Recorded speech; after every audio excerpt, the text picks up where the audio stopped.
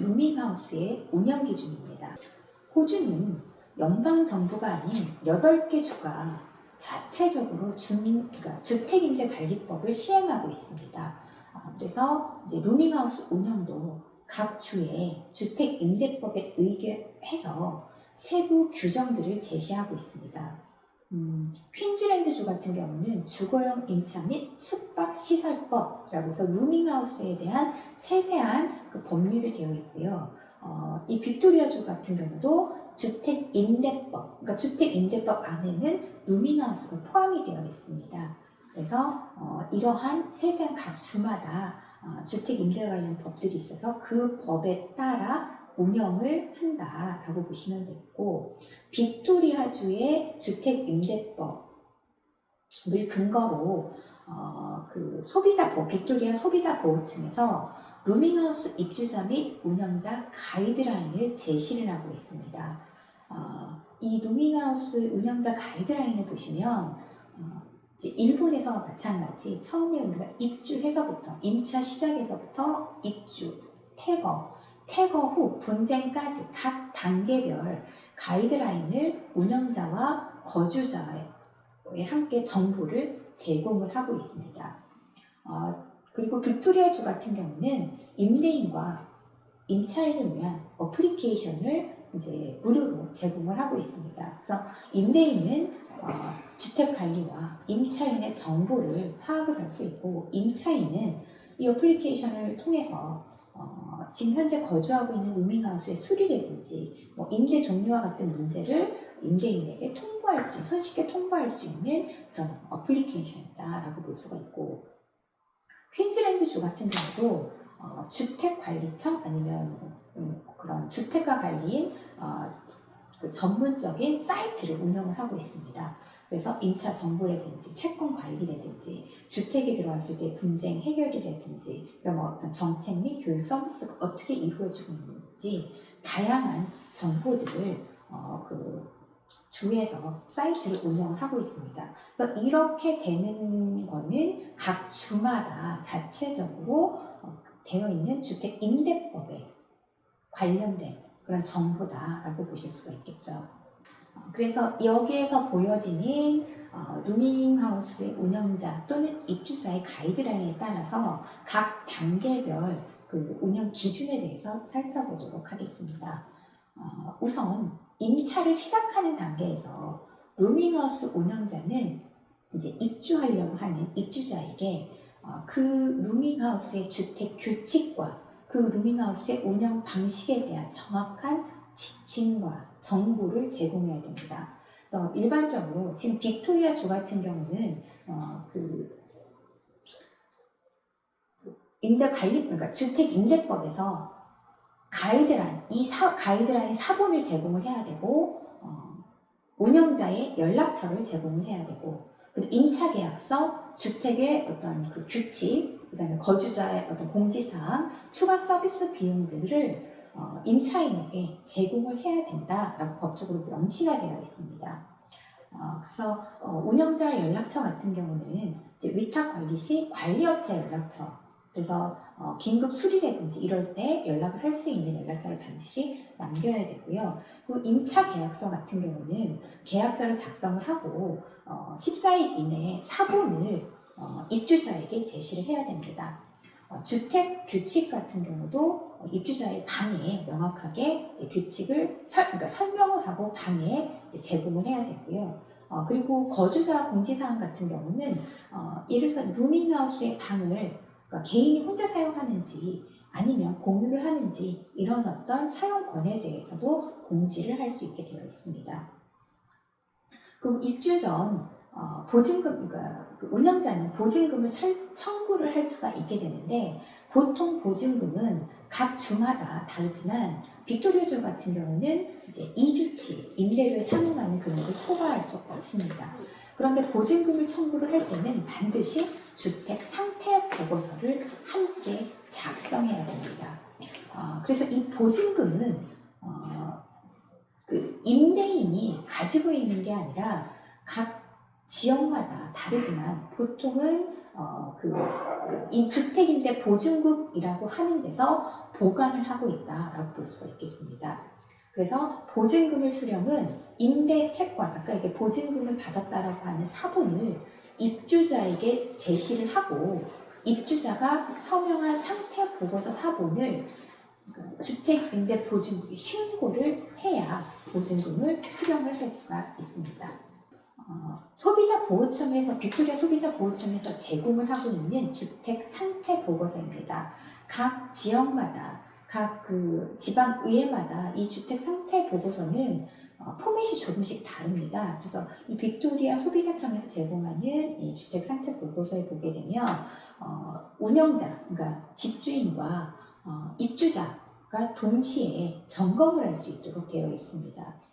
그래서 임대인과 임차인이 서로 체크하게끔 되어 있고 각 방마다 모든 시설, 가구, 마감 이런 것들을 체크하도록 되어 있습니다. 손상 정도가 있는지, 상태가 양호한지 이런 것들을 또 사진과 같이 사진을 찍어서 보관을 할 수도 있게 되는데 이러한 상태 보고서를 작성을 하는 경우는 퇴거 시에 청소 또는 손상 비용을 지불해야 되는 경우 향후 분쟁의 증거로 사용되기 때문에 정확히 체크해야 됩니다. 그래서 일반적으로 보증금을 청구하지 않을 경우에도 이런 상태 보고서 작성을 권장을 하고 있습니다. 그래서 그렇게 된다면 입주민도 좀 더 그 상태 보고서에 맞게끔 그 안에 시설이라든지 가구라든지 이런 것들을 깨끗이 사용을 할 수 있겠죠. 루밍하우스 입주자에 제공되는 다양한 서식 중에 서면 계약서, 아까 임차 계약서가 있는데 임차 계약서에는 입주자의 권리와 의무를 설명하는 내용이 포함되어 있습니다. 그리고 이 서면 계약서에 있는 내용과 그리고 이 계약서 내용에 포함되는 주택 규칙도 있지만 별도의 그 주택 규칙을 제공을 해야 됩니다. 예를 들어 서면 계약서에는 이제 운영자가 입주자에게 제공되신 모든 시설을 관리하고 그 어느 것도 손상시키지 않는다. 그래서 입주자의 권리와 의무도 있지만 주택 규칙은 그 사람들과의 어떤 사이에서 어떻게 생활할 것인가. 이제 일반적으로 다른 입주민에게 피해가 가지가 않는 일반적인 내용으로 구성되어 있습니다. 그래서 재산을 손실시키지 않는다.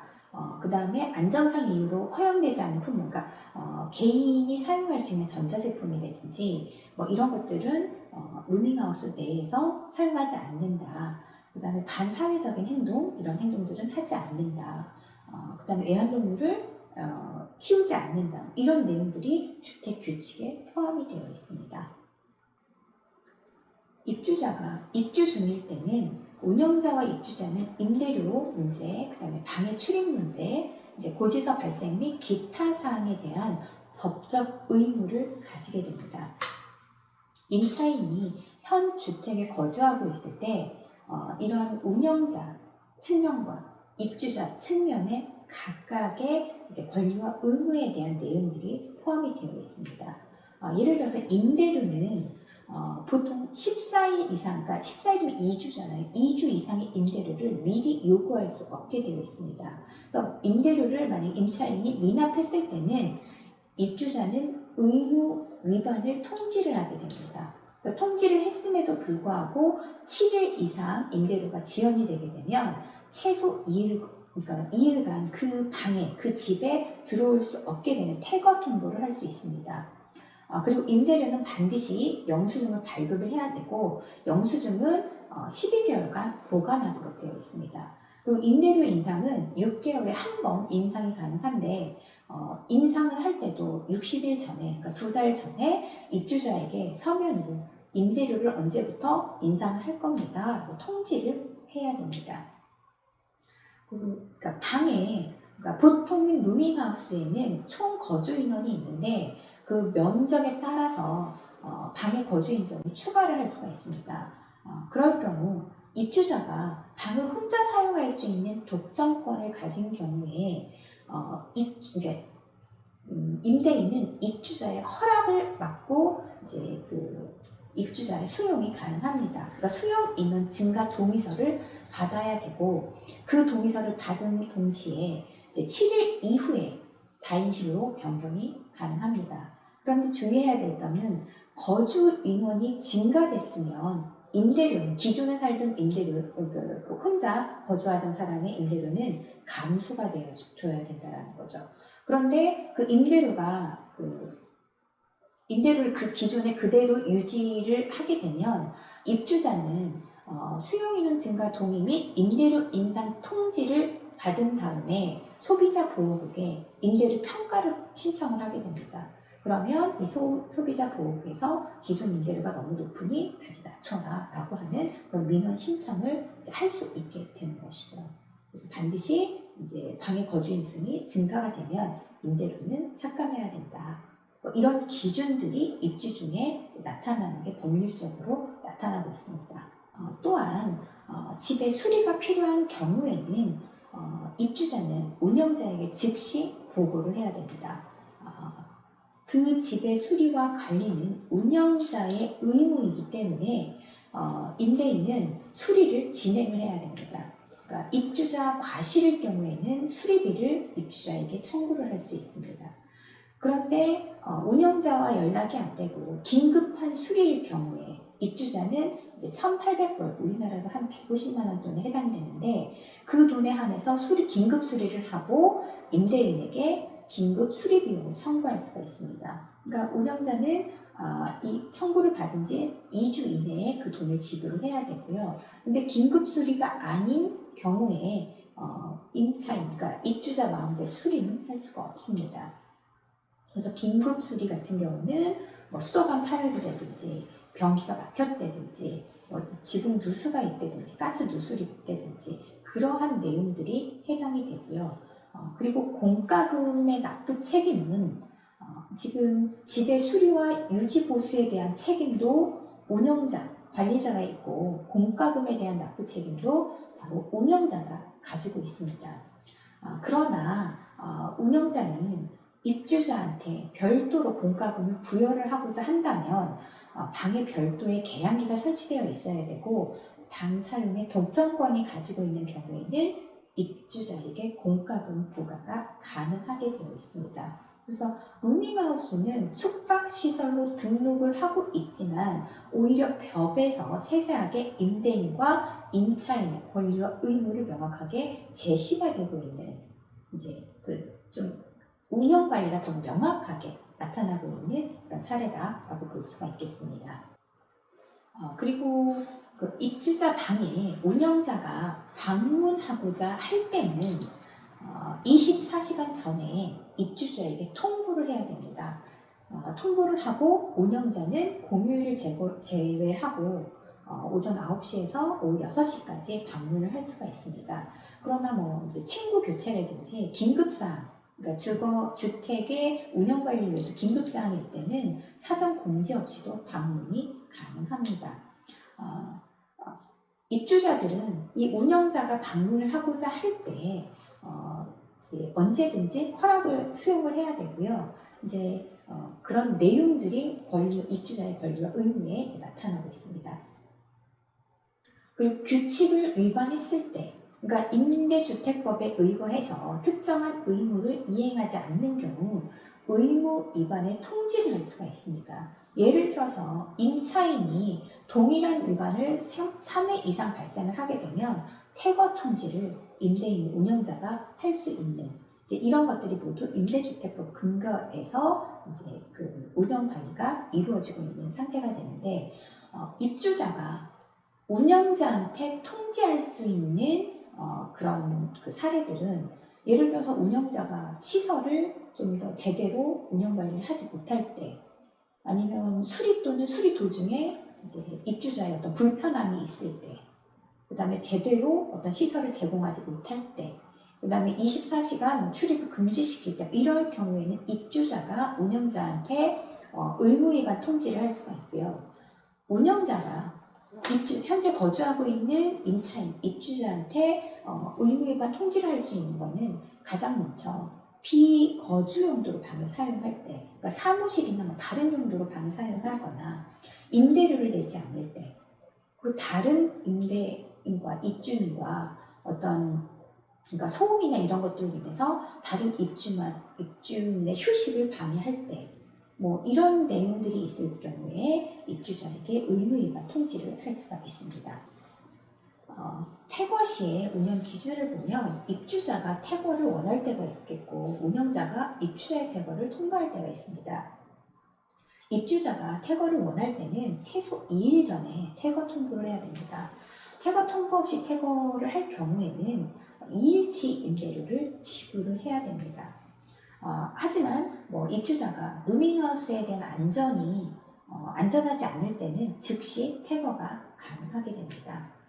운영자가 입주자의 퇴거를 통보를 할 때는 예를 들어서 상호 합의에 의해서 이제 만기일 전에 임대 종료가 가능하고요. 그렇다 하더라도 서면으로 반드시 퇴거 통지를 해야 됩니다.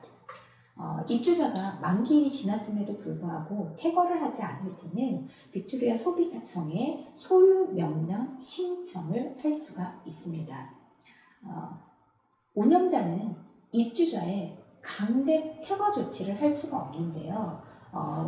이제 운영자는 이제 입주자가 심각한 문제를 일으켰을 경우 공식적인 절차를 거쳐서 퇴거 통보를 할 수가 있습니다. 이런 절차에 의해서 퇴거 통보를 하게 되면 입주자는 2일 동안 이제 퇴거를 해야 됩니다. 정지 기간입니다. 그래서 그 집과 그 방에 있을 수가 없습니다. 그럴 경우 이제 운영자는 정지 기간 동안에 빅토리아 소비자청에 입주자의 영구적인 퇴거를 요청을 해야 됩니다.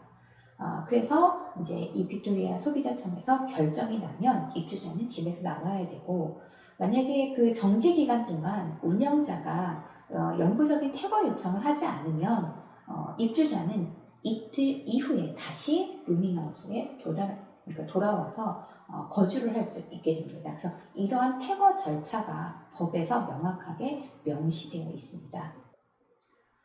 퇴거 통지를 통해 허용되는 최소 통보일수가 있습니다. 그래서 예를 들어서 입주자나 방문자가 입주자 또는 입주자의 뭐 친구의 그런 방문자가 주택 내에서 폭력적인 행동을 했다거나 아니면 다른 사람의 안전에 위험을 빠뜨릴 경우에는 즉시 퇴거 통보를 할 수 있습니다. 그럼 그 즉시 퇴거를 하게 되는 거고요. 그러니까 이틀 동안 못 돌아오게 되는 형태가 되는 거고, 그 입주자 또는 방문자가 의도적으로 이제 무모한 피해를 입힌 경우에도 그 즉시 이제 퇴거 통보를 할 수가 있습니다.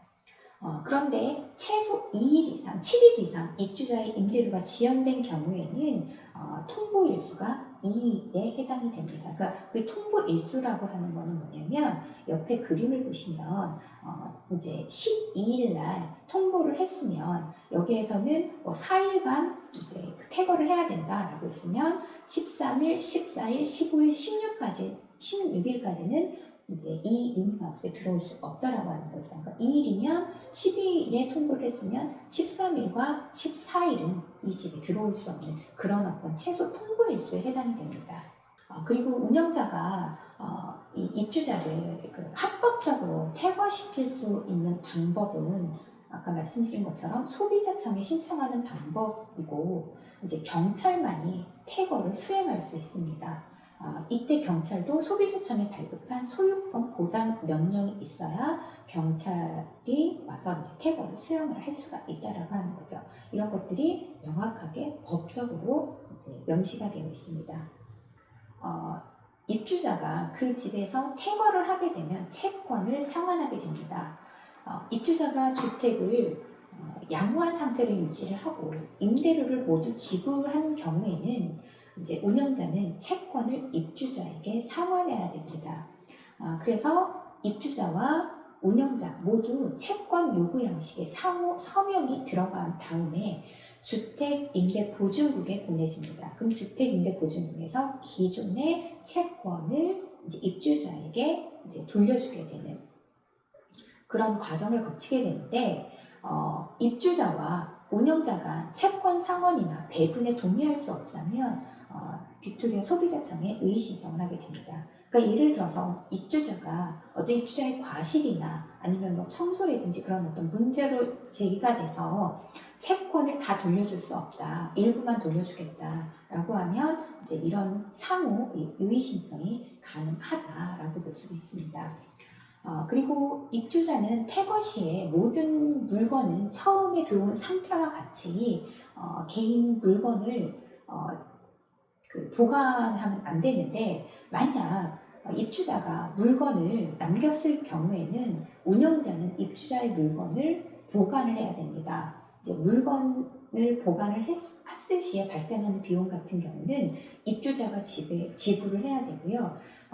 거의 28일 이후에도 이 물건이 회수되지 않는 경우에는 그 물건을 처리를 할 수가 있습니다. 그러니까 예를 들어서 뭐 고가의 물건 같은 경우는 처리한 그 비용을 그러니까 물품 보관 시 발생하는 비용으로 사용을 할 수가 있고, 아니면 퇴거 시에 입주자는 그 물건을 보관할 수 있는 주소라든지 이런 것들을 남겨야 됩니다. 그러니까 문서 같은 경우는 90일간 운영자는 보관을 해야 되고요. 그래서 지금 보시는 것처럼 입주자는 물품을 수령할 시기, 장소 이런 것들을 운영자에게 알려주고 피해가 발생이 됐다라고 한다면 소비자보호청에 보상을 신청할 수가 있습니다. 그러니까 예를 들어서 그러니까 입주자가 그러니까 쓰레기를 버리고 퇴거를 했다라고 한다면 마찬가지 그러니까 운영자는 소비자보호청에 의신청을 할 수도 있고, 처음에 지금 그 채권 상환에 동의할 수 없다는 의신청을 별도로 할 수가 있는 이런 기준들이 명확히 제시가 되어 있습니다.